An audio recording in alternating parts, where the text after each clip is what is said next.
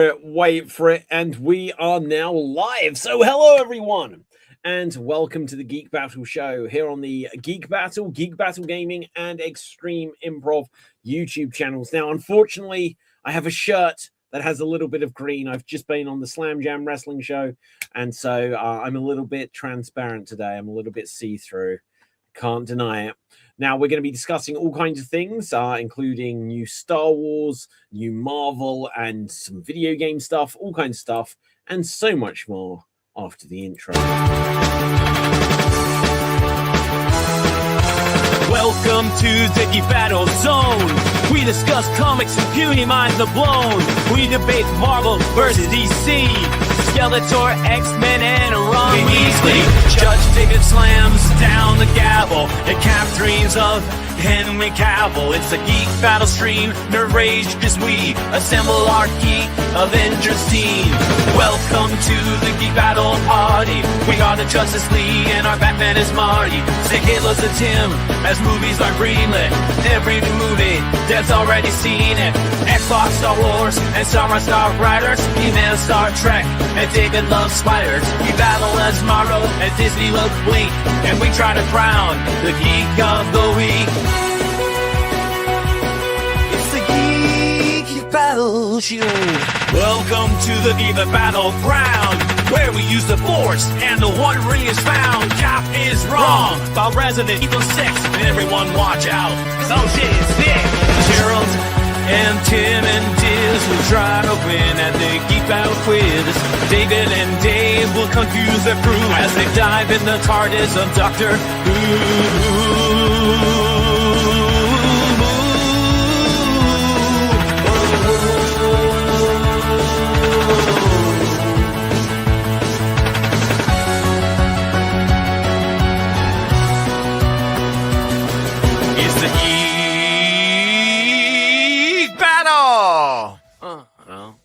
Watch out now, we're full of hot takes. Doc Courtney is garbage, but Red Dwarf is great.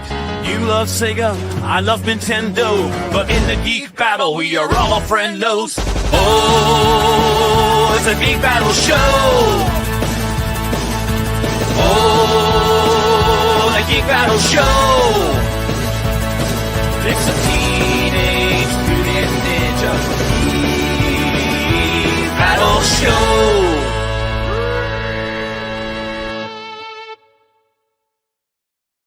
And welcome to Geek Battle. So my name is David Pistansky, and this is Geek Battle. There should be some more joining me. I believe inside there will be, but either way, we're going to be discussing lots of stuff. So you can be discussing it with me. Let me know in the chat what is on your mind within the world of movies, TV shows, video games, and such like. And yeah, it'll be good to get into it all. Now, something I've just seen, I'm going to bring this up here for you to check out what I was seeing here. Apparently, there's like a new trailer or what have you for Toy Story. Toy Story 5, the first trailer has been released. Here comes Capel Fave! Someone said Toy Story. I did. The first trailer for Toy Story 5 has been released. I've got a tight schedule of shows, Cap. So with Slam Jam, with this, I have just gone live. I have believed in my heart that others would show up. So you are summoning us. Yes, Dev, I believe, is on his way. We'll see who else joins. But yeah, I was getting going. And so we can backpedal a little bit. But apparently here, Toy Story is a good start. Toy Story is a good start. Apparently, Woody is going to be bald because he is old now. But look, this is going to get. It was interesting to see. Last week we had on the Spider-Man Noir trailer, and not only did it mean that they took down Geek Battle, so you couldn't see it. I had to edit that portion of the show out so that you could actually watch it, even though I'd got the force field up. So being able to detect these force fields is getting more and more. So that's unfortunate. Yeah. What are you doing, YouTube? Yeah, it's a little bit annoying because other channels react to stuff, and I just don't know what the formula is to be able to. I don't know how they do it. I don't know how they do it live, but so for my videos for so far, now that I'm monetized, I do have to think about like a lot of the stuff. One of the things that I always say that the audio is always the key. If you play audio, they will catch it. Or But, also, yeah. but I was going to say, And but also, if you, like, yeah, no, I was go going to say on. we haven't been. But go ahead. Yeah. The other thing is playing it at a different speed. So if you fast forward it while you play those clips, that usually helps. And then sometimes if you put a filter on it, that also helps as well. But there's no guarantee. Okay. Well, let's bring up a filter. Let's bring up a heavy filter. So, that's not a filter. That's the Geek of the Week sign, which I never remember to use. Okay. I just noticed that when we become the Geek of the Week, this golem there welcoming us. Yeah, it's true. Okay, so this should be muted. So we've got Forky there. And there's a Mrs. Forky. And Oh no. there's Jesse. Oh wait, yeah, because didn't like at the end of the last one, Woody stayed with Bo Peep? Yeah, they're not together anymore. Wow. Hey, the saddest thing about the Toy Story 4 movie is not just Woody leaving, is that for me, like, they turned Buzz into an idiot. They after the first movie, I think they made Buzz pretty useless. He wasn't. No, in the second film, he was the protagonist. He was the one who was searching for Woody. He was but like they made him speak Spanish for half the film, didn't they? No, that was 3. That was 3. That 3? Was that 3? Yeah. 2, he was the protagonist. So 1, he was the dumb idiot who thought himself as a space ranger, but then he comes to his senses later. In 2, someone kidnaps Woody, and he's the one who leads the mission to find Woody, and he was basically the protagonist in that film. In the third one, he was not stupid, but again, near the end, he does turn into, Spanish-speaking Buzz. Yeah. Okay, so hang on. This kid is now. What is the name of the girl that ends up with Woody's with Bonnie. Bonnie. Look at the lineup of toys she's got. She has got no new toys except for Andy's hand-me-downs. That's the real reason, David. No one plays with toys anymore. One moment, my cat is annoying me. I do have to let him out. One moment, I'm terribly sorry. Yeah. Okay. So she definitely has aged a bit, but yeah, she's still got Woody's Roundup toys, Buzz Lightyear. Oh my God, those other girls did not like that she'd got. Oh shit! What have I done? Go away. Right. Sorry, made that a bit too big.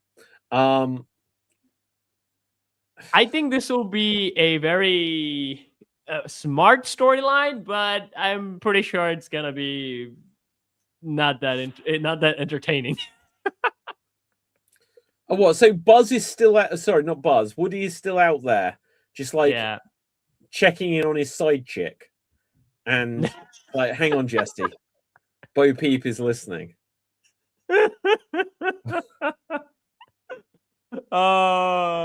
How is Woody the Woody?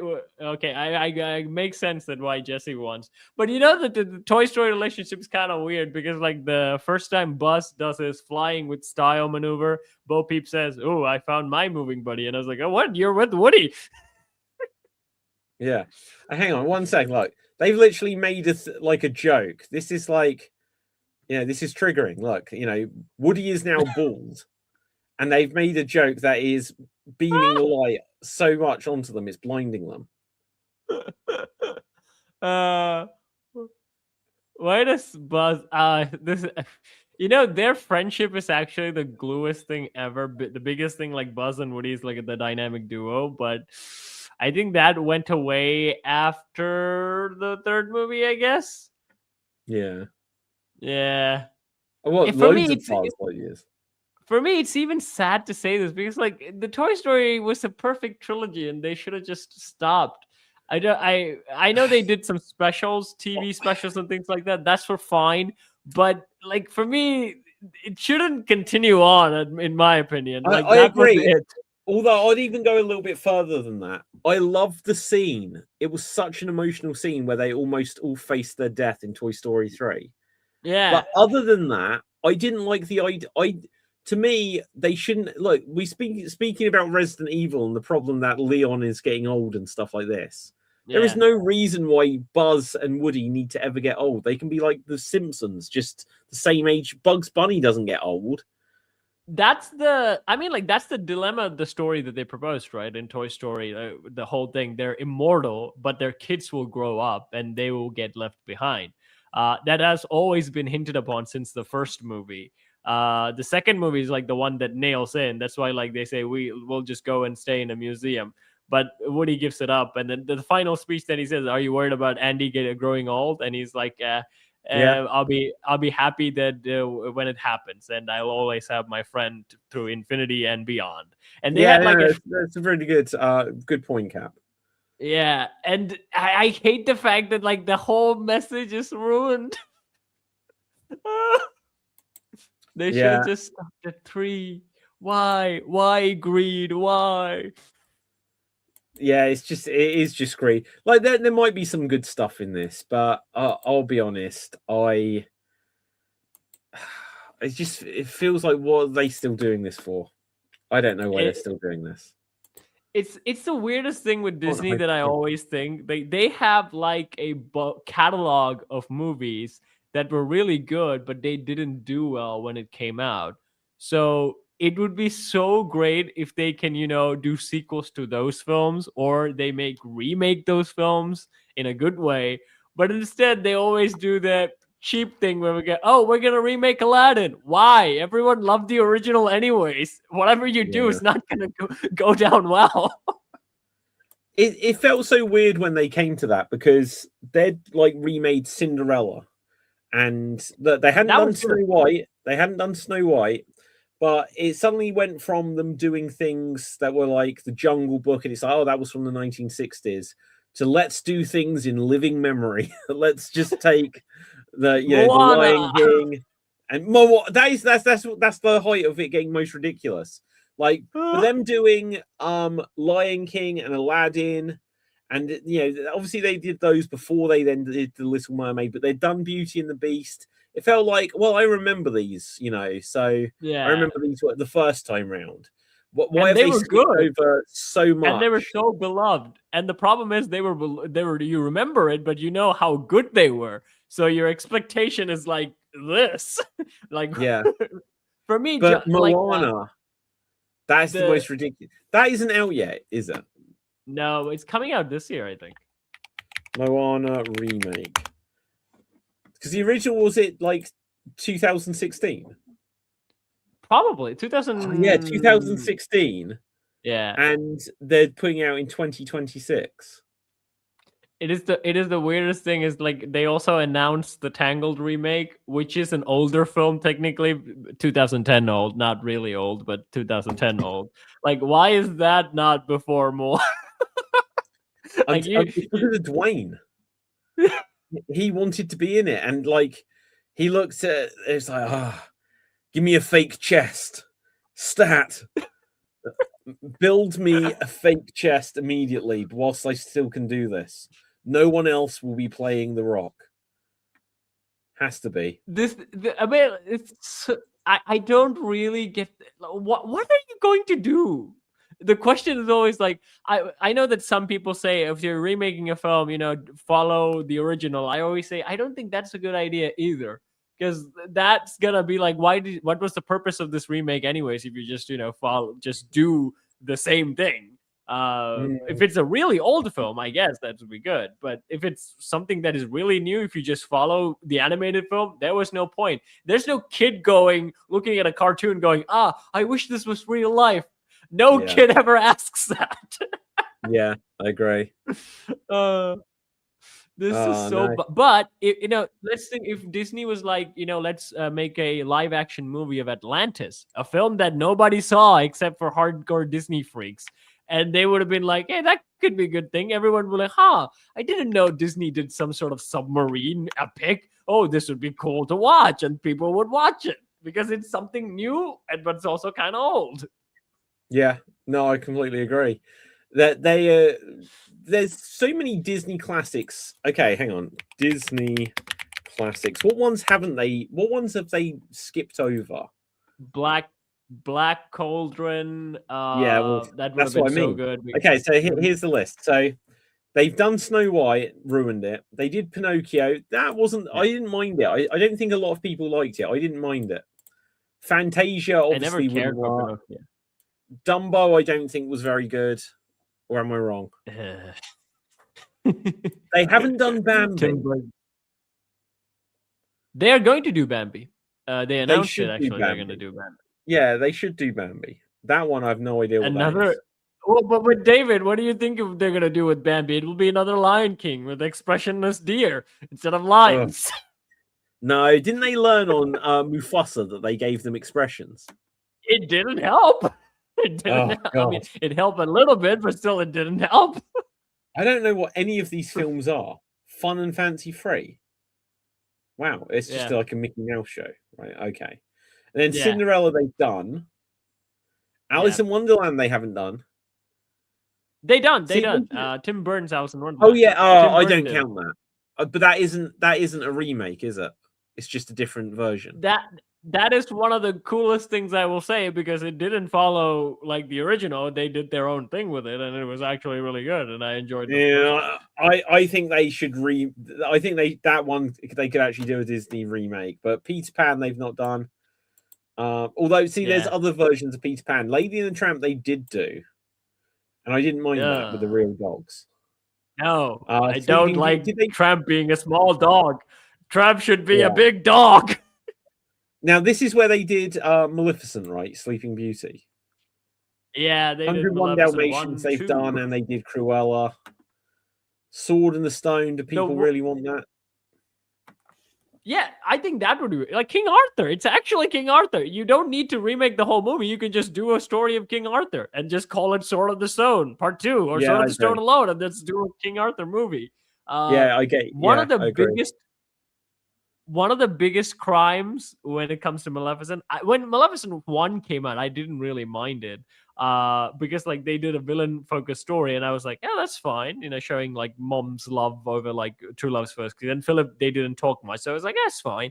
And then 2 came out, and Philip is in that movie, and here's the thing. If they have done this to any sort of prince, I'd be fine, because Sleeping Beauty Prince Philip is the original dragon-slaying prince. If you remember the old film, he's like the first guy to actually save a princess by slaying a dragon. No other princess done that in the story yet. He's the first guy who did it. That man's an absolute beast. And in the Maleficent movie, he has bupkis. He just proposes to Sleeping Beauty, and then his entire gimmick is him proposing a peace between Maleficent's dark fairy race, and he basically does nothing in that movie, and it just fumed me to bed, because like Philip was the dragon slaying prince, guys. Do something with him. Oh. Okay, so look, you're up to like 1970. They could do an Aristocats, but I think they'd have to give that such a I don't think people look back on that so fondly. I think it's one that people have heard of but don't care about. Robin Hood, I think they'd need to change the characterization of almost all the characters. I think it works. I think Robin Hood can still work. Because again, it's old, and you just need to update the animation. I feel like it will be a little bit harder to maintain. They've got these kind of old school posh voices. That's the hardest thing to mimic, I say, in current day. I would say, but that has a charm to it. No, I'd get rid of that. This is where I would honestly not mind them bringing in Star-Lord just to do a voice.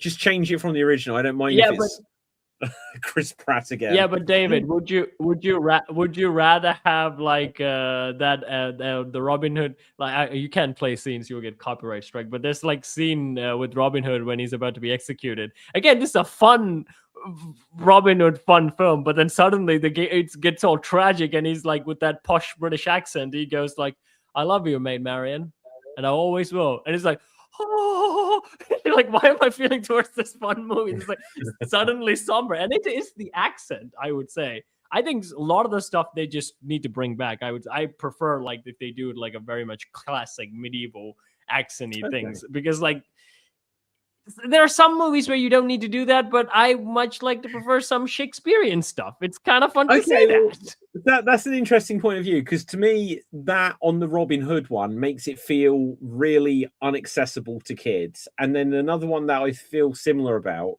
is The Great Mouse Detective. So, because they literally do an impression of Basil Rathbone as Sherlock Holmes. Yeah. And I just feel like that doesn't sound like a cartoon character to me. Well, they had Winston Price in it, and that was the starring of that whole film. I would say him as a villain. I don't know why we forget his villain character, but Winston Price played Radican in that film, and it was just awesome. Dave loves it. Vincent Price actually has an amazing voice, so I'll give you. Yeah, but that's different. That's a villain. So you always look at Scar, look at Hades. You want someone that's got like an interesting voice for the villain. But then when you've got someone that sounds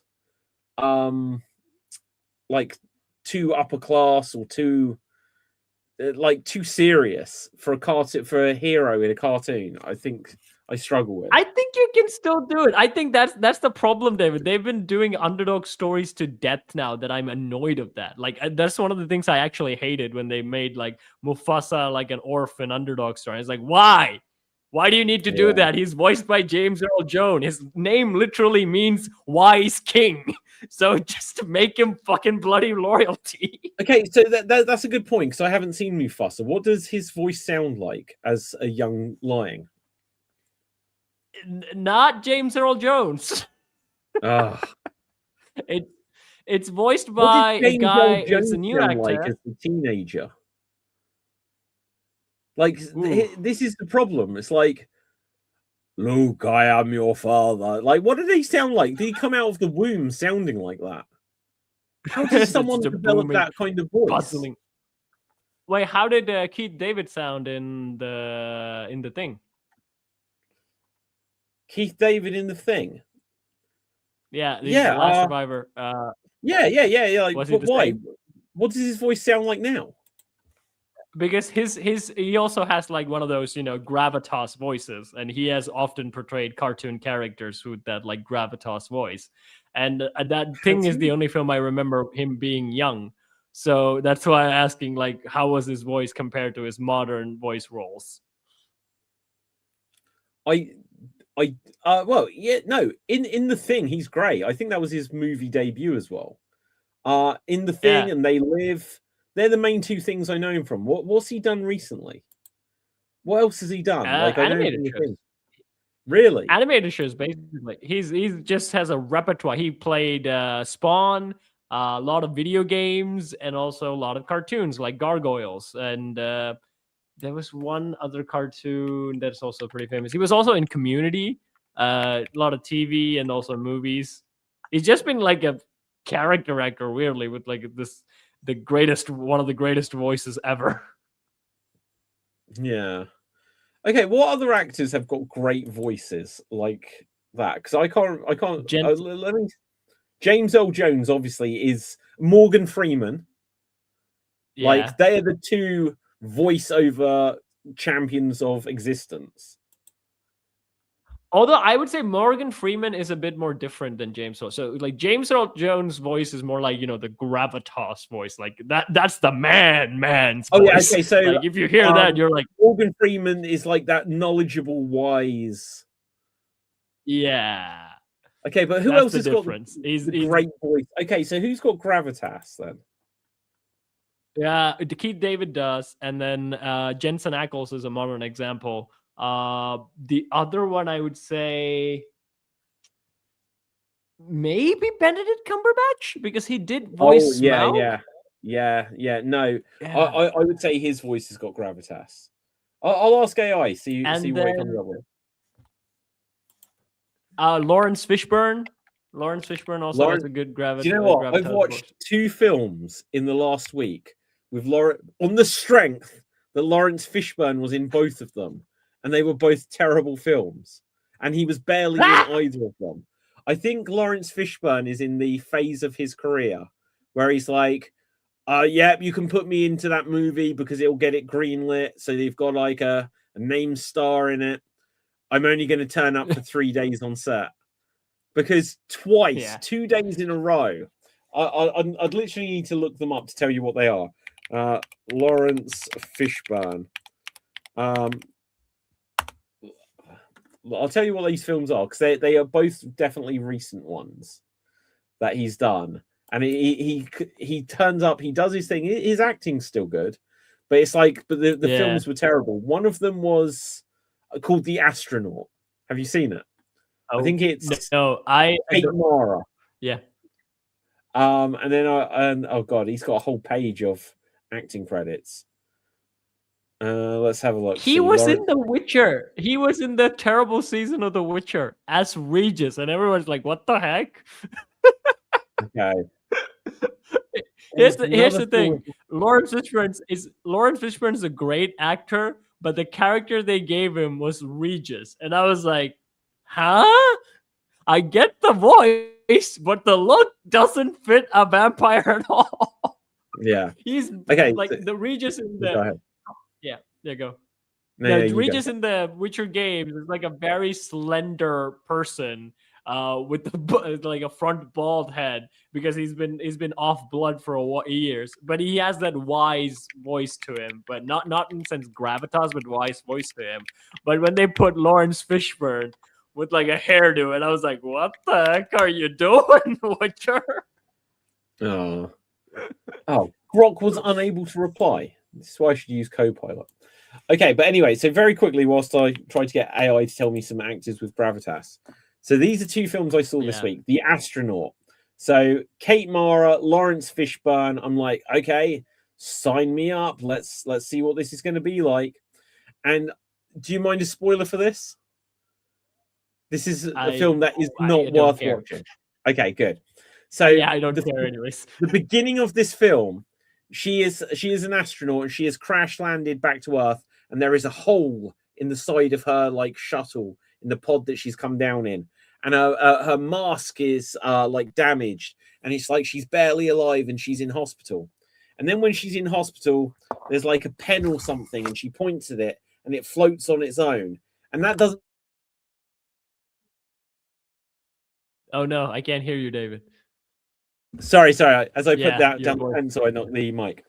And then throughout the rest of the film, she's sent to like a place to be away from the press to recover from, because she had a crash landing. And her stepdad is Lawrence Fishburne, and he shows her that there's like a safe room in this apartment, and she's there on her own. But at night she hears noises, and it's like the aliens. She sees monsters on camera, and then at the end, it turns out that she is an alien, and she's got this weird bruising, and she just turns into this weird mutant alien. And her and her fella who are separated, they've got an adopted daughter. And Lawrence Fishburne, because obviously Kate Mara is a white woman, like he adopted her, right? And she adopted someone. And then she turns into this 4-legged creature with like, nice, cute eyes to show that they're not hostile. And she flies off when Lawrence Fishburne just wants to like capture the aliens. And then her husband and her daughter just look up as she flies off into space. It's like she's going to a better life now. All I could think was that one, Lawrence Fishburne only did this movie to get a paycheck. And 2, her husband was banging an alien for the last 5 years. It was a terrible film. And then, Cat. Hey, David, it worked for Avatar. It worked for Avatar. Exactly. Yeah, it's just like interspecial, whatever. Here comes Dave MC. Dave! Hello, humans. Hello. Oh, do you know what? That is very apt. I was just saying about a terrible Kate Mara, Lawrence Fishburne film about aliens. Was that The Astronaut? Have you seen it? Wait, that movie? Yeah. No. I just heard you guys talking about it. It is dog shit. Right. Okay. So we were talking about actors with great gravitas in their voice. And Lawrence Fishburne came up, and I said that in the last week I've seen 2 films on the strength that Lawrence Fishburne was in both. Because I'm like, yeah, Morpheus, baby, let's go. And they were both terrible. The second one was called Cellar Door, So this time you've got Jordana. Wait. Say the name. Say the name. Sell a door. Sell it. Okay. Not What did you sell think? a door. It's not about a door being for sale. It's like, good evening, sir. Are you tired of the same door you have? Try my new door. I Would have you this like to new buy a door. door? It opens No, sideways. No, I saw the movie Tolkien, and there's like a big talking, like him inventing languages, and like the word just Celador, he made up a word, and they were discussing. I was like, did someone look at that scene and they made a movie out of it? So that's why I was like confirming it. Sell a door. Right. Maybe Okay. that's the name of the tavern. The tavern in what I've got my brand So, on. this is another film Celador. which isn't worth watching. I'm going to give an unfortunate spoiler, but I'll try to avoid like the big twist. Maybe I won't. Right, but anyway, so this couple, Jordana Brewster and Scott Speedman, I don't know who he is. She was in The Faculty. That's where I know her from. But then she was in the Fast and Furious movies. They're trying to have a kid. She has a miscarriage, and there's like, there's problems in their relationship. He's having an affair. And then there's like, we need to buy a new house together and have a fresh start. And they end up going to this house where Lawrence Fishburne sells houses. And he's like, oh, it's been so nice of you to come here. I've only just met you. You must spend the night. Right? And so then they spend the night, and they're literally porking in this spare bedroom. And I'm like, Lawrence Fishburne is definitely filming them. What is going on here? What is this going to be about? He's narrating the whole event. He's narrating the whole event. And now we see you are the one. Right. And backwards. Yeah. Lawrence Fishburne, what are you doing? She's starting to believe. Great narration. Yeah, exactly. Right. But anyway, so they get up in the morning, they go downstairs, and they're like, Lawrence, where are you? Whatever his character is called. And they find a note which he narrates with his great gravitas voice. And he's like, never before have I met a couple so enchanting. And I saw how much you love this house. You can have it. Right? He gives them his house. And it's a mansion. But on the condition that you must never open the cellar door. If you do, the contract will be broken. And you will find the tapes. You will find the tapes. What? I was like, and again, at this point, I was like, he's whacking off down in the cellar, watching them through his cameras. That's definitely what this story is.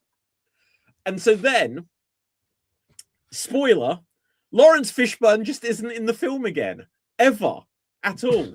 He's in one scene where he's like, so you're looking to buy a new house. You should spend the night. Then it's just narration. I'm giving you my house. Don't open the basement door. And so throughout the rest of the film, it turns out, like I said, he was having an affair. The husband was. Mm-hmm. And he's going to, this woman, the side chick is going to ruin the marriage. And suddenly the side chick goes missing. And then at the end, it turns out that she turned up at the house and Jordana Brewster killed her and put her in the cellar because they tunneled into it in some other way. But you never found out why Lawrence Fishburne didn't want them to go into the basement. So she used the basement for some purpose, but you never found out what his reason was, except in one scene after they've just moved in and they're having a little gathering. In the garden, there is just a guy holding like a canister of petrol, of gasoline. And the dude is like, oh, I'll go speak to him. You got to move along, guy. Go along, go. And then he speaks to him later and he's saying about, just the question of what's in the basement. It gets at you. So now you need to burn it down. And it's like, but why? You never find out what Lawrence Fishburne had got in the basement. It was a terrible film. But here's the thing, Dan. No, just by that premise alone, it's just bloody awful. It just sounds awful. Yeah. Now, I tell you what, like she putting the body inside the cellar door, and Lawrence Fishburne is there taking naps. Huh? Damn it, open the door. Oh, shit. Yeah. Like, you weren't supposed to come down here. Shit. The other thing I would have done, if someone gave me a mansion and they said, but you must never open the door, I'd just be like, Dave, Cap, why don't you open that door and see what's down there? Yeah. And then when I find out, oh, technically well, you did I it. didn't open it. Wasn't me. Yeah. Well, what if we open it and we just find past Extreme Improv members? Like, what the fuck? We found Shaggy. Yeah.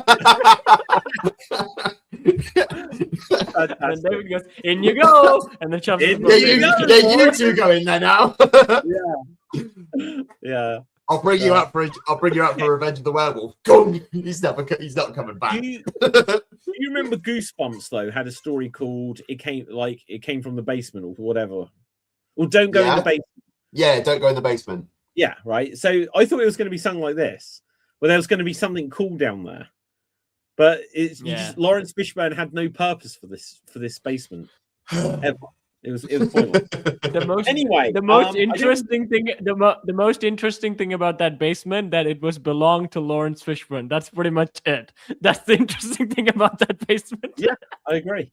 It's like, I'm Lawrence Fishburne, bitch. Aren't you excited about the cellar that I have? That's all you need. That's the mystery you need.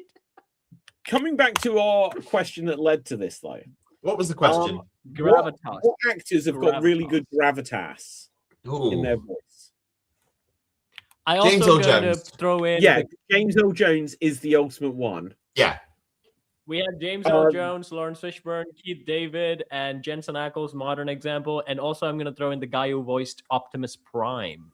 Oh, Optimus Prime does. 100%. Optimus Prime. Morgan Freeman? Well, that's what I said. No, that's more of a. That's more of a wise. He's more like David Attenborough is the guy who does your animal documentaries, right? Yeah. Okay, Patrick Stewart. Yeah. I was just thinking Patrick Stewart. Patrick Stewart is one. Who's Patrick Stewart? Star Trek. What the fuck? Charles Xavier.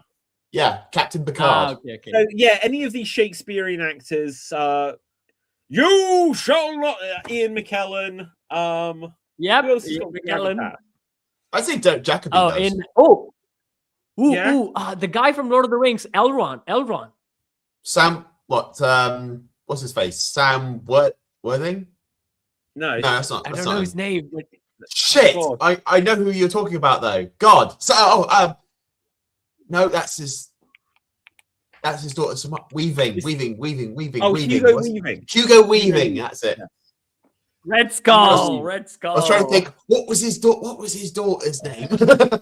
Okay, so when I've looked up the list that AI Copilot suggests, it says James Earl Jones. It then lists Morgan Freeman, and it says warm authority. Oh yeah, he is the voice of God. He is God in films and the president. I think it is gravitas, but you're right. It's not booming. It is warm authority. It's not the. Yeah. It's not the boom like when Mufasa says like, "Is that a challenge?" That's like, that's like, I'm gonna beat the shit out of you, boy. Okay, so listen to this. Okay. James Earl Jones, the gold standard, monumental, calm, thunderous. Morgan Freeman, warm authority, the voice of God for a reason. Patrick Stewart, Shakespearean precision with weight and clarity. Ian McKellen, commanding, textured, dignified. Christopher Lee is a good one. Aristocratic, menace, and depth. Alan Rickman. Oh, yeah. Christopher Lee, Dracula. Yeah, Dracula. Ooh. Yeah, Saruman. Okay. Oh, yeah. Saruman, yeah. Aristocratic, menace, and depth. Alan Rickman, slow, deliberate, velvety gravitas. That's not gravitas. Alan Rickman is how dare you? That's not gravitas. That is not gravitas. I think Alan Rickman. You're not gonna listen to Snape looking at I'm going to beat the shit out of you, and you go like, I'm going to beat the ever living, and you're like, dude, get on with it, finish your threat. If you're using Harry Potter as a reference to make that not a thing, you're wrong. Yeah, there's a lot. I've only seen him in Harry Potter, and also what is the other one? Love Actually. Die Hard. That's Love Actually. Okay, so he's the sheriff of Nottingham in Robin Hood, Prince of Thieves. Judge Turpin is Sweeney Todd. Yeah. In Galaxy Quest, the whole point in Galaxy Quest is he is like the Shakespearean actor doing a Star Trek style show. Yep. Yeah. Okay, My Liam Neeson. grandfather, you shall not, or something You like shall that. be I will have avenged. my Right. yeah. Liam Neeson, quiet intensity with a gravelly undertone. Samuel L. Jackson, Leonardo. forceful, rhythmic, unmistakably authoritative.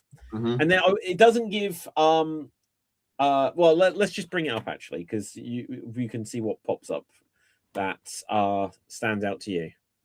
So the deep resonant baritones, Ving Rhames, Keith David, Yeah. Lance Reddick, I don't know who that is. Clancy Brown, I don't know who that is. I know Lance Reddick. Ron Perlman has got I a know great voice. Do you know who Ron Perlman is? Ron Hellboy. Perlman. Hellboy. So the guy that was in the Hellboy movies. And he also was in the old 1980s Beauty and the Beast show. Yep. I can't pronounce also, was he the beauty? Oh my god, Michael Clark Duncan. Have you seen The Green Mile?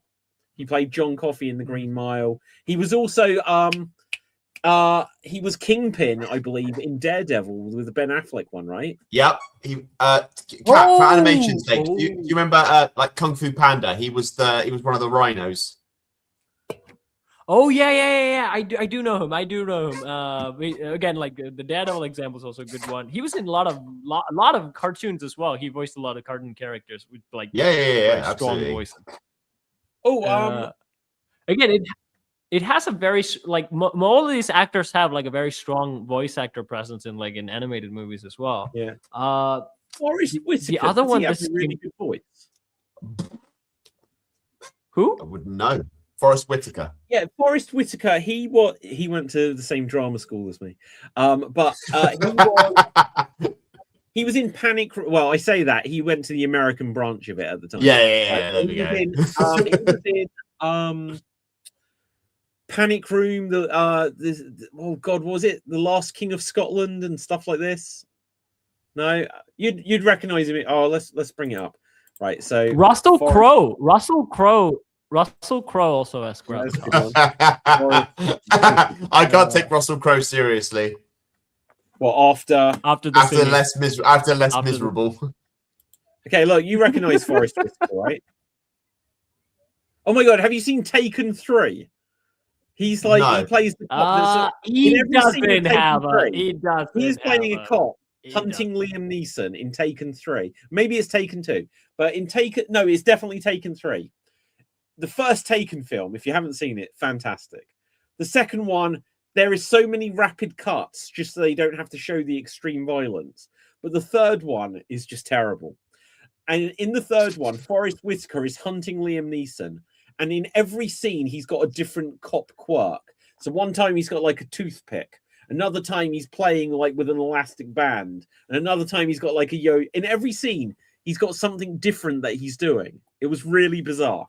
Really, really bizarre. Yeah, but I just imagine like we're in the far future, like sort of that, and now we now return you to Taken adoption. It's just hi, I'm with Child Protective Services. Your kids keep getting taken by all these gangsters, so we're going to take them to somewhere safe. So just going out to get Child Protective Services because he can't protect. I would say he doesn't have a strong gravitas voice though. He doesn't. Liam Neeson. He no, not Liam Neeson.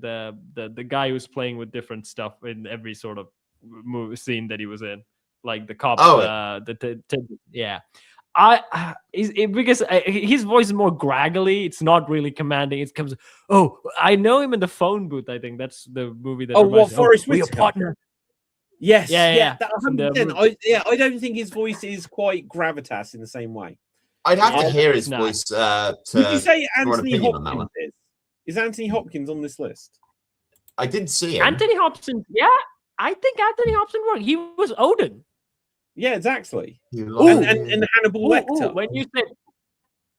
When you said, but Cannibal is a more of a not less authoritative character. He's more of like a intelligent. Come closer, Carice. Yeah, you're right. You're right. Josh Brolin. Odin is definitely. I definitely say J.K. Simmons definitely like not using him in Invincible because his Omni-Man is good, but I prefer his voice in Baldur's Gate 3 playing. Okay. No, Baldur's Gate 3 where he plays General Thorm is very, very, very sinister.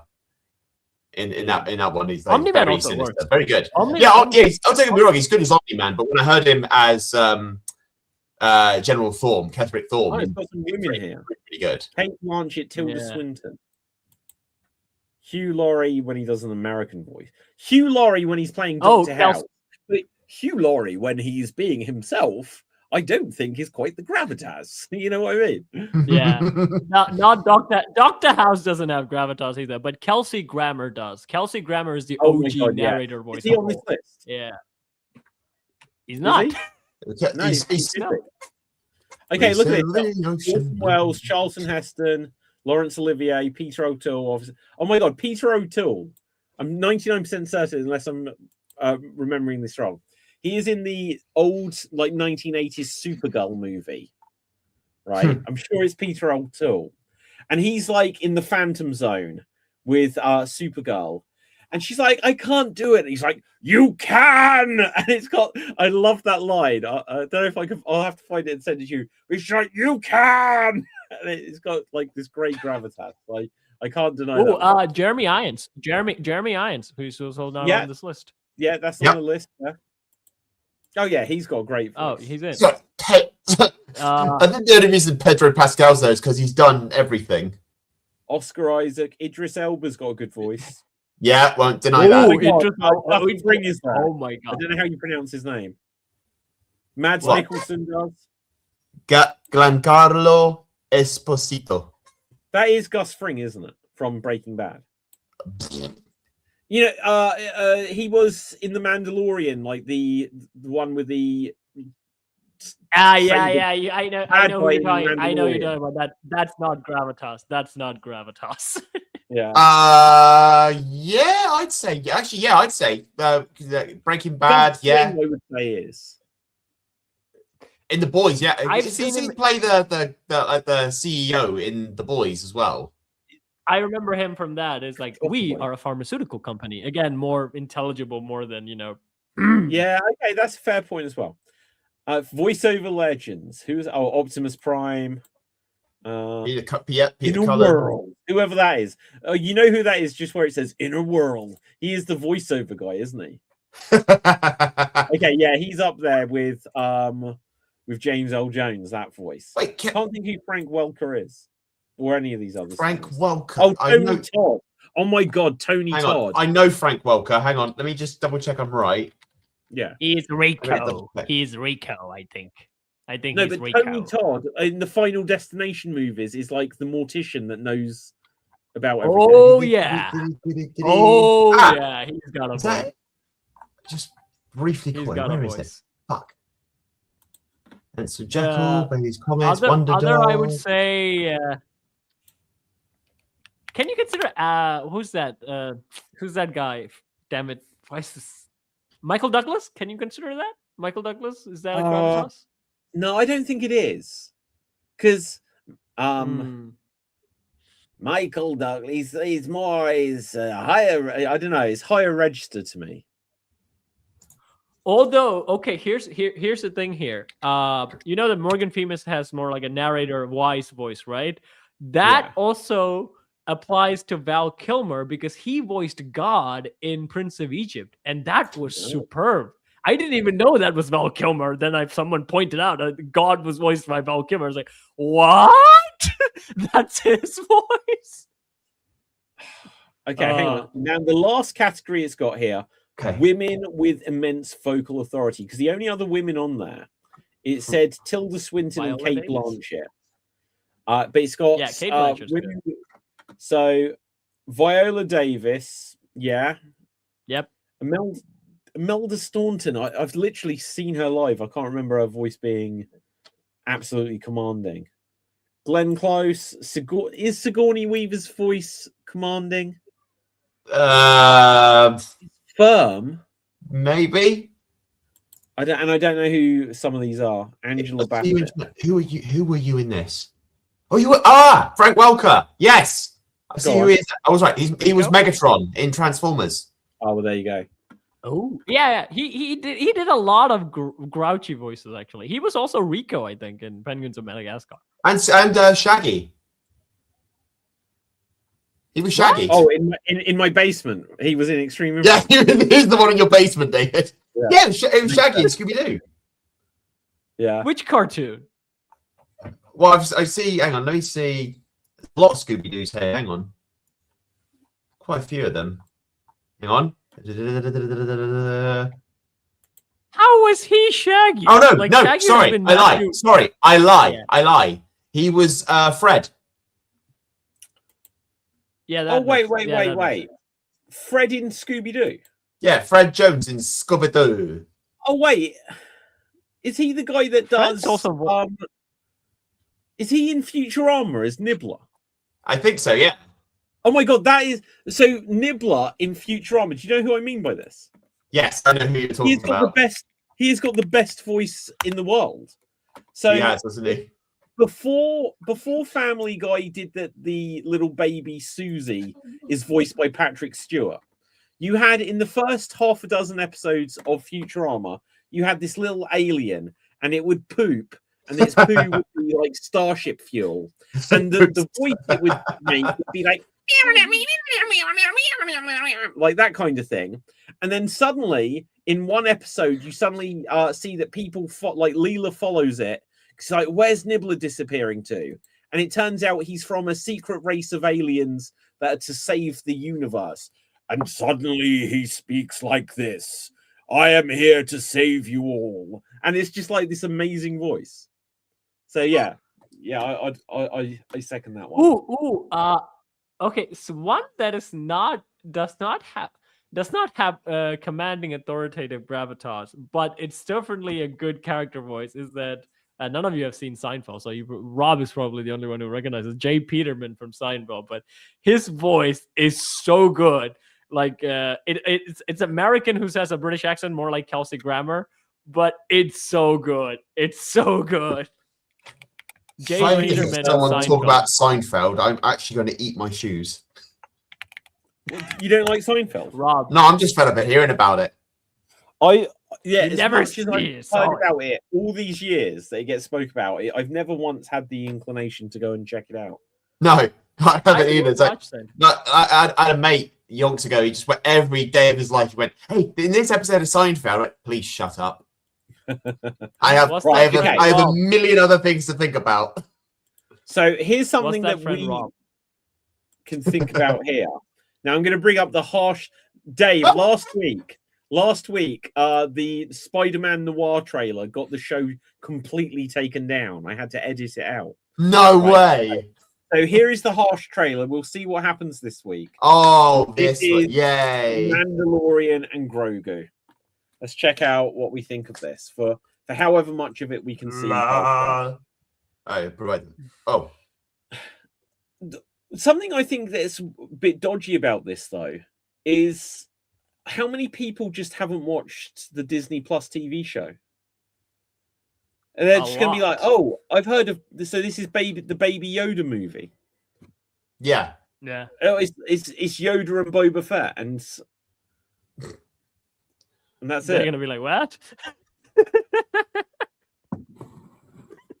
Long live the Empire. You guys. This whole movie benches Sigourney on like Weaver Baby Yoda talking marketing. about Yeah. I wonder if Grogu will speak in it. Did he ever speak in the show? I don't think He never did, did spoke in the show. No. It was. They need to give him a proper Yoda voice. Oh, we got the Probably take him Yeah, It'll probably take we like- had to have. 200 years. Okay, so because I noticed they brought another bounty hunter who was in the Clone Wars as well. Ah, They already brought Cad Bane back in Book of Boba Fett, and now they Yeah. brought this guy in from Clone Wars. did that? Who is a character that they? Whoa, was that a really hench? That's a really hench hut. Oh my god, that's ridiculous. That is insane. I've been hitting the gym. Yeah. I am Arnold the Hut. Get down. They just- Okay, look, he's not wearing his helmet in most of these scenes. Yeah. This is the way. I won't take my helmet off. That Disney can't. Oh, Well, do you remember the another. Book of Boba Fett? He never had his helmet on. He almost never had the helmet on, and it's the same. Obviously, with Yeah. like Marvel, they take the helmet off of Thor. They take the helmet mask thing off of Captain America. They want to show the actors. Well, You can understand, I mean, but it breaks the if law of the Thor, character. I don't mind.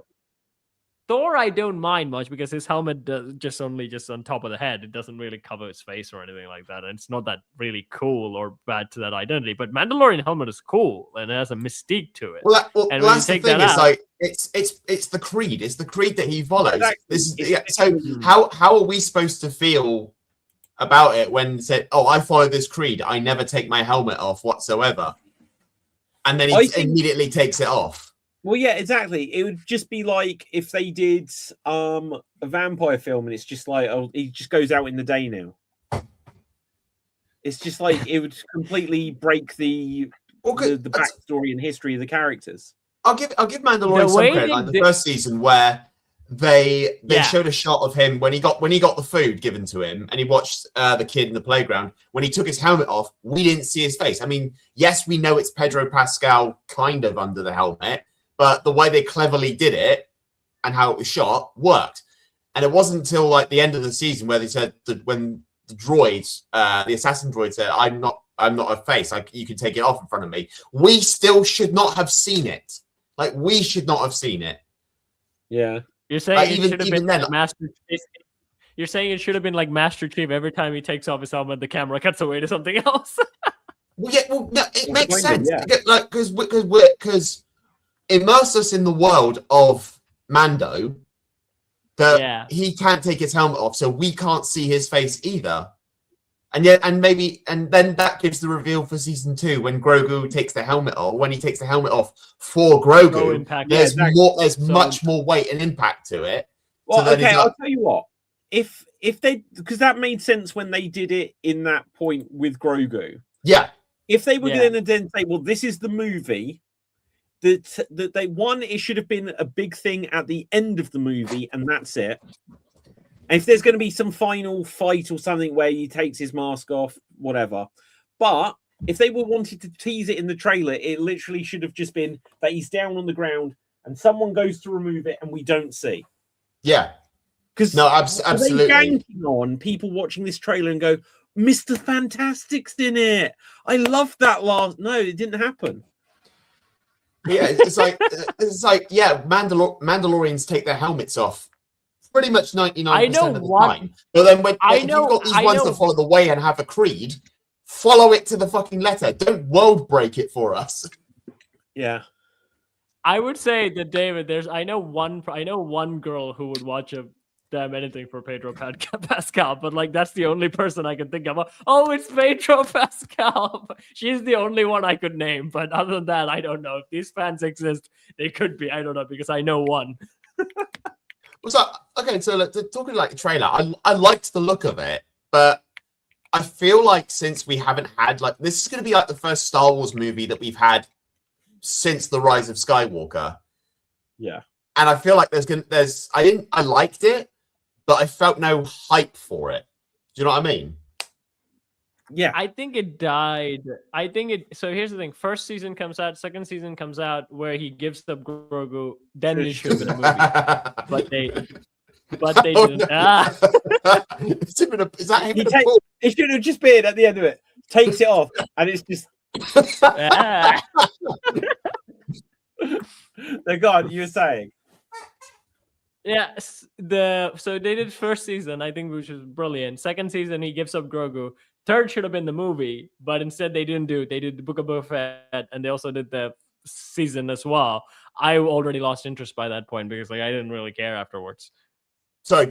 When you say Book of Boba Fett, do you mean Mando 0.5? Yeah, exactly. Yeah, that's what I said. That's just that show killed my interest. It killed my interest in season 3, basically. Yeah. Because they undid everything in Book of Boba Fett. Yeah.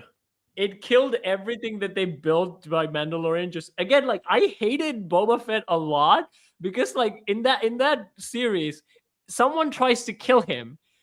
He doesn't beat them, but somehow his followers come and save him. And he's like, no hard feelings. It's just business. What? Yeah, Is that that guy, Funko? Dave. He lost all It is a cool Funko. It's in my that Boba series. Fett. Well, I don't okay, want to vote. isn't it so weird that Star Wars and Marvel Funkos have to be bobbleheads, otherwise they couldn't sell them? Well, not all of them are, but because the Disney one I've got for Captain Hook doesn't have a bobblehead. No. Captain Hook is no. I mean, Star Wars and Marvel Funkos have to be bobbleheads. Did you know this? That's the way. Oh shit! We like Oh it. no! Now that you've said that, Yeah. oh shit! I think there are one or two exceptions where they're very specific characters where you can't kind of make them a bobblehead, like BB-8 or something, maybe, right? But otherwise, the reason is that they like had got license agreements with other toy makers, where it's like these count as action figures, but bobbleheads fell. It's like that weird situation where Doritos don't count as crisps or potato chips because they're corn snacks. Have you heard about that one? There's like some weird like exceptions in like big brands where they have to do weird stuff to get away with. But anyway, I digress. There's a leak.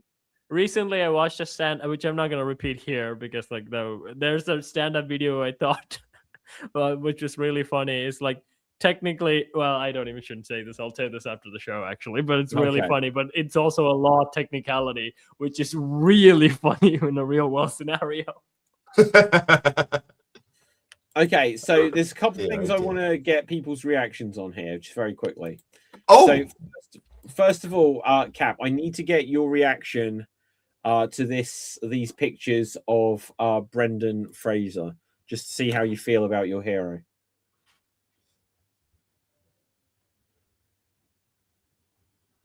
Nah, what the fuck? Was there a delayed reaction on that? There was. Like I thought it froze for a moment, but the reaction still came through on time. What? Oh my god! What did they do to my boy? Dwight Eisenhower. So they've made him just kind of look, I guess, what they can. What's the betting that would just be Rick in this new Mummy film that they've got coming out? Yeah, there you go. Put a wig on. No, don't put a wig on. Look at the baldness. Watch the shine. Yeah. Ah! My eyes. Is it the nukes going off? No, it's just Dr. Eisenhower. He's just come around the corner. Ding. Okay, and then you don't know this. We watched the Toy Story trailer, and then Woody's now bald. Oh yeah, this is what I mean. Oh no, I just don't say it. I haven't seen it yet. What? I haven't seen it yet. The trailer for Toy Story 5. Doing. What the fuck is it? He's balding. Look at this. Why is he wearing a cape? Well, or is it supposed to be? Or is it supposed to be like a Red Dead poncho that he's wearing? Yeah, it is. It is. It literally is. He just found what? He just found a snot rag somewhere and was just like, you know what? I'm gonna wear this. I'm gonna look cool. I think what's that stain on there? We don't ask about the stain. Oh dear. Everyone's going bald. You'll be going bald soon, Cap. See, like I literally do not have hair. I wish I did, but I don't. So, it's the weirdest thing, David. You have told us this repeatedly, but I always picture you with hair. Like if I remove the helmet, and mental image in my head is with you with hair. I always pictured him taller, but he's not. Yeah, but no. This is where I'll take my shots at Woody and Brendan Fraser because now I'm in the club where I'm allowed to. Like, this is suddenly all the bald actors seems to be the coolest people around. Vin Diesel, The Rock, like, you freak, right? Yeah, you see Vin Diesel, you love The Rock. Yeah. Now see Bald Woody. Bald Woody. Now, something else though. No, go on. What you go? Oh, I was going to say that should be someone's stage name. Bald Woody. Bold Woody. Bold Now starring Bold Woody. Now, this is from a Spider-Man Superman comic crossover. What the fuck? Now, my biggest thought is, why does Superman need Spider-Man at all? He doesn't. But Yeah, this is he a doesn't. genuine thing.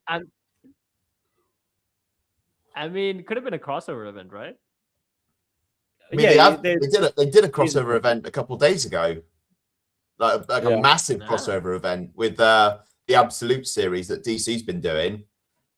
Yeah, there you go. This is Oh, yeah, absolute yeah, yeah. Green Arrow right here. Oh yeah, so I was going to say about this. The writer's name is Porn Sack. That's an unfortunate. That's isn't it? probably not how you say it. His name is Porn Sack. You're Hey, what you got there? Oh, it's just my porn sack. You know what I mean? porn sack penis shot. Yeah. But yeah, so Porn- yeah, the Absolute, like they did in the Absolute ones, they had Homelander versus Superman, Oh wow. and Who they did what doesn't? they. Pardon? Who won? No, doesn't Superman just stomp him? Would you like to know who won? Yeah. If you say Homelander, I'm Nobody. gonna yell bullshit. Nobody. Why? So okay, so the reason they did it is because the whole world is falling apart, and the only way that they can fix it Okay. is if they create enough energy fighting other superheroes to charge the world builder's hammer, the world forger's hammer. So they send all the heroes that are alive to fight these different beings. So you got like Wonder Woman fighting Red Sonja, you got the Joker fighting Annabelle, all these different characters. You got Superman and Homelander. So Wait, Annabelle the doll. Annabelle the doll. I am not. This, trust me, this is too stupid to make up. So Superman goes into the world of the boys and he finds Homelander and they start fighting. Superman does make a clarification that Homelander's heat vision is as strong as his, but just before Homelander can beat up Superman, they send all these heroes back. Like the World Forger sends them back, and Homelander goes, "No, I want to kick this Boy Scout's fucking ass," and then he's gone. So there's no clarification as to who would have won that fight, but they did fight. This is the David Crosswayne Superman. This is the freaking David Crosswayne Superman who gets his ass handed down in every fight. That's why he couldn't stomp him. If this is because Homelander did punch him, but then Superman just uppercutted him from underground and kind of made him bleed. Yeah, So because Superman, I think the two can go toe to toe with each other, but I was more interested in the fact that the Joker was fighting Annabelle. To be fair, that's a much more of an interesting matchup. No, yeah, 'cause you had like a bat. Was it Batgirl or Hunt? No, it's Batwoman. She was fighting Sabrina the Teenage Witch. See, Too stupid to make up. Yeah, here's the thing. With Wonder Woman fighting Red Sonja, right? The only way Red Sonja has stand a chance if Wonder Woman doesn't use her powers. Red Sonja is just Conan the Barbarian, but a girl. She doesn't have like super strength or anything like that. Okay, so like, how does that match even work? It did work, and technically Red Sonja was a Marvel character. So technically Wonder Woman did step into the Marvel universe. Did Red Sonja have powers in the Marvel universe? No, because it's the word of Conan the Barbarian. And think about it, it's an Amazon fighter fighting a barbarian big-ass woman fighter. Yeah. But Wonder Woman lives... It makes more fucking sense than Batwoman fighting Sabrina the Teenage fucking Witch. Dave, like Wonder Woman lifts a ship. Red Sonja bicep curls. There's a big difference. Like, I can lift a helicarrier. Oh, I can bench 220. Fine. How does that work?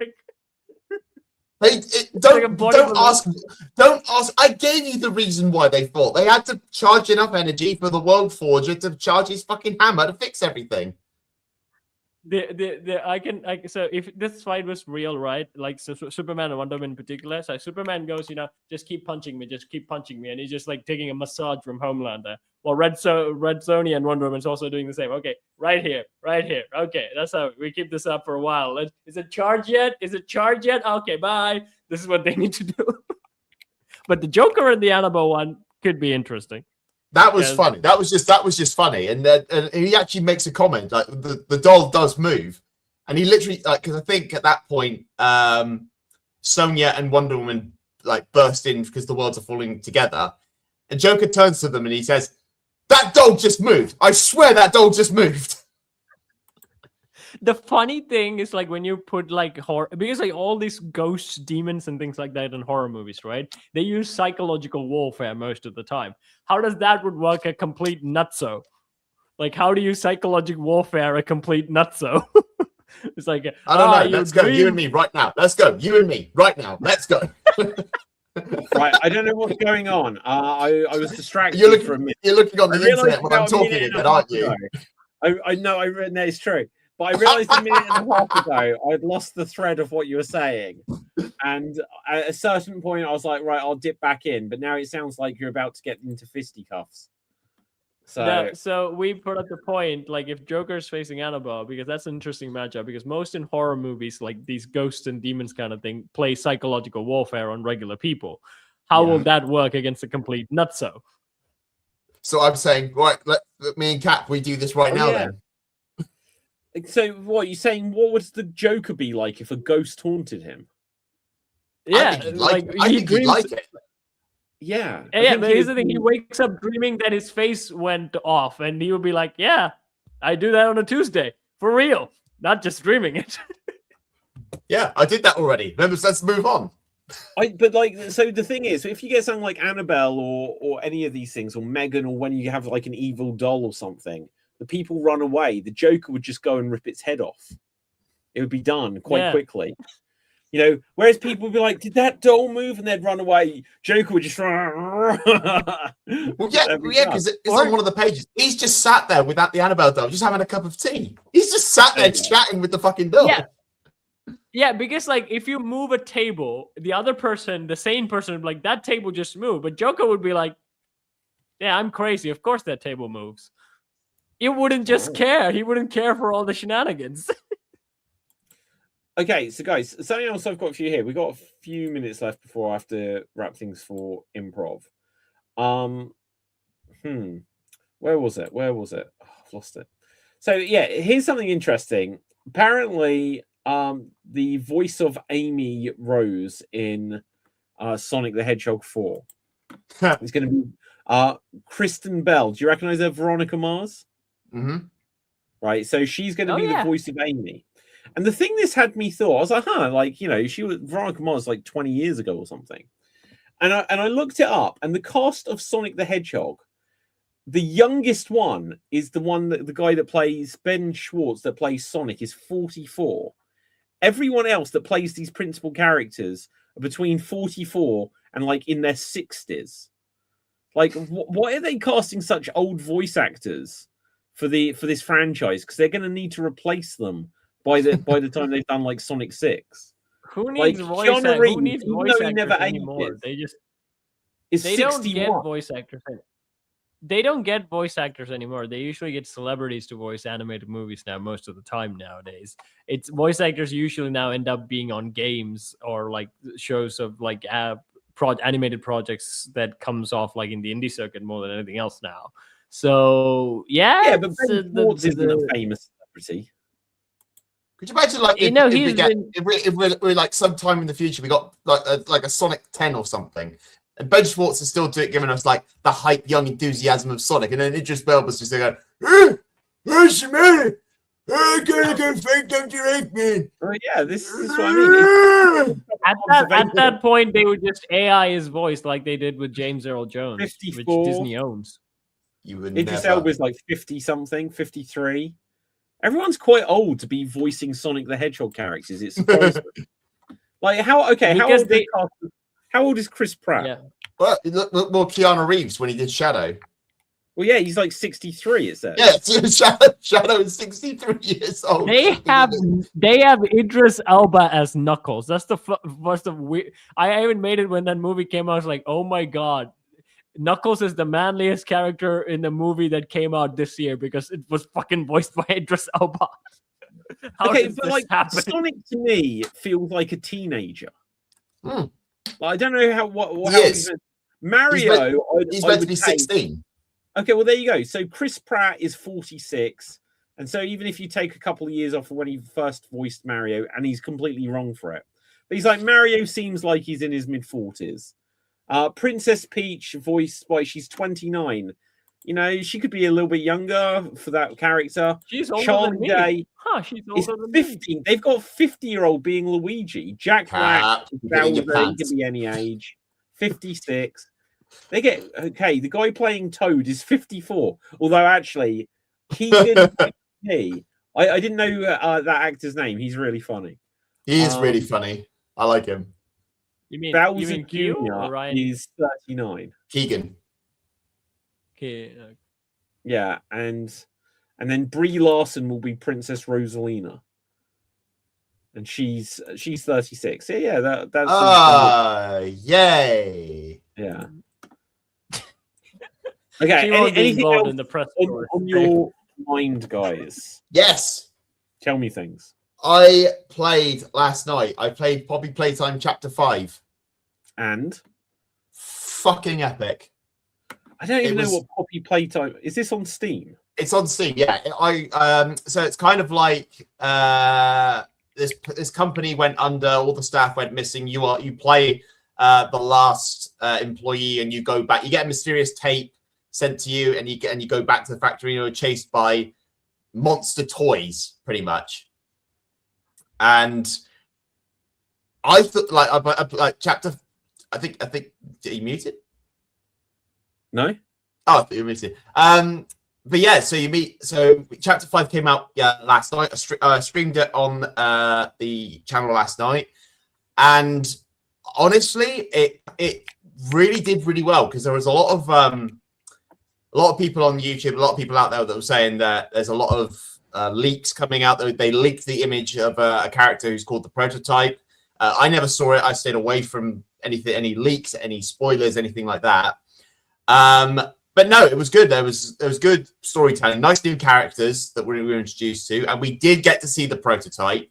It looks freaking awesome. But I will play the advocate a little bit in that it didn't look like what I thought it would look like, but it still looked amazing for what it was. And that's the point in that we've been building up what this thing looks like now for about 3 years or so. Wow. And no one's really going to be satisfied what it looks like in the end. No, everyone's all built up this image about what it could look like. What does it play like? Is it like Five Nights at Freddy's? No. So as you move around, you get this thing called a grab pack, and you use these hands to interact with the world. I mean, you can press on keyboard and that you press the E button to interact, but you can use the grab pack to do things.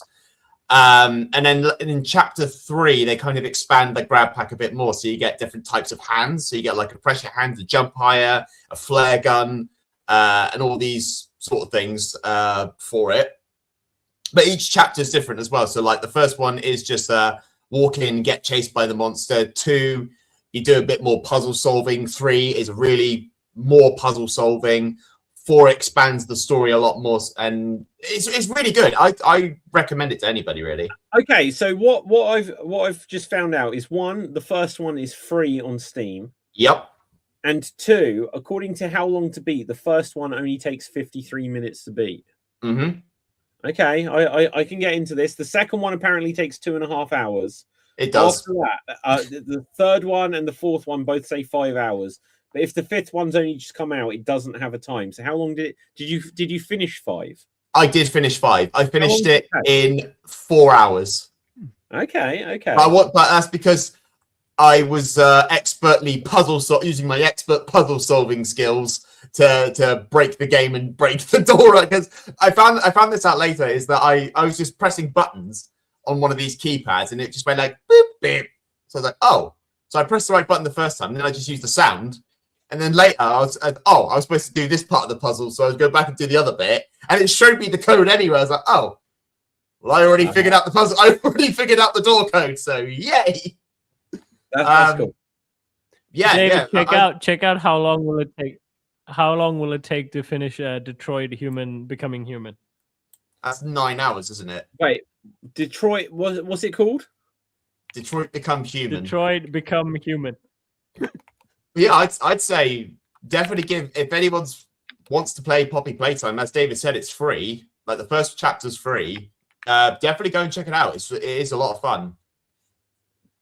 Oh yeah, okay. Detroit Become Human is 12 hours. I could beat Ocarina of Time in that time. Wait, but so what's the point? Why that one?